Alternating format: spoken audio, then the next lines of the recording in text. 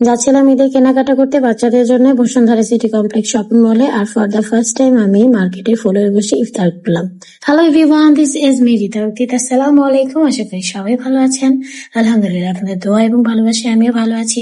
আজকে যাচ্ছিলাম বাচ্চাদের জন্য শপিং করতে, আর একদমই গিয়েছিলাম ইফতারের আগ মুহূর্তে। যেতে যেতে একদম ইফতার টাইম হয়ে গিয়েছিল।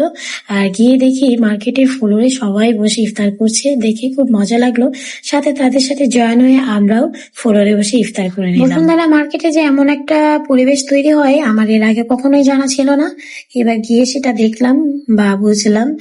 আর এত পরিমাণের ভিড়, মানে খাবারের জায়গাটা অনেক অনেক পরিমাণ ভিড়। আর আপনার 1-1.5 ঘন্টা আগে না গেলে আপনি তো খাবার পাবেনই না। আমরা উপস্থিত চা পেয়েছি, তাই নিয়ে আমরা একটু ইফতারটা খুলে নিয়েছিলাম। সচরাচর আমি স্ট্যান্ড মল্লিকা থেকে শপিং করি, বসুন্ধরায় খুব একটা যাওয়া আমার হয় না। কিন্তু বসুন্ধরায় গিয়ে একটা ব্যাপার ভালো লাগলো, আপনি যেমন ড্রেস চাইবেন ঠিক তেমনই পাবেন। একটু দামে পরিমাণে একটু বেশি, মানে বেশি হলেও কিন্তু আপনি যেমন কোয়ালিটি চান ঠিক তেমন কোয়ালিটি পেয়ে যাবেন।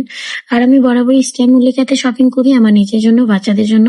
কিন্তু এবার বাচ্চাদের টোটাল শপিংটা আমি বসুন্ধরা থেকে করেছি। আমি বসুন্ধরার টপ ফ্লোরে উঠে গেলাম। এখানে সম্পূর্ণ খাবারের অ্যারেঞ্জ করা আছে, কিন্তু আমরা এখান থেকে কোনো খাবার নিতে পারিনি। ইভেন কোনো স্পেসও আমরা এখানে পাইনি, মানে প্লেস একদম ফাঁকা না, সম্পূর্ণ একদম ভরাট করা।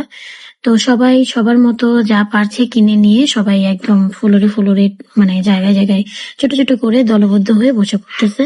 তো এখানে কিছু গোল্ড কালেকশন ছিল, আমার বাচ্চারা দেখছিল। এই যে দেখেন, সবাই কিন্তু অল্প অল্প করে সাইডে যে যেখানে পারছে প্রত্যেকটা ফ্লোরেই এভাবে বসে পড়েছে। মানে আমি এই জিনিসটা আমার নতুন একটা অভিজ্ঞতা হলো এবার ফর দ্য ফার্স্ট টাইম গিয়ে আর কি দেখলাম। আমরা খাবারের জন্য খুবই অল্প আইটেম নিয়েছিলাম, 2টা স্ট্রবেরি জুস নিয়েছিলাম এবং বার্গার প্যাকেজ নিয়েছিলাম।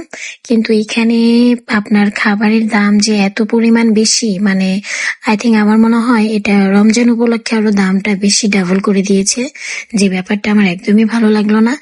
2টা জুসের দামও ওভার নিয়েছে এবং আবার বার্গার প্যাকেজ গুলোর দামও বেশ ওভার নিয়েছে, যেটা আমার ভালো লাগেনি।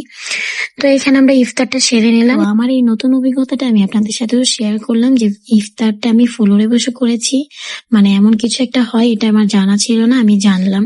তো আমি একদমই আমার ভিডিও শেষ প্রান্তে চলে আসছি। আমার ভিডিওটি দেখে আপনাদের ভালো লাগলে লাইক কমেন্ট শেয়ার করে পাশে থাকবেন।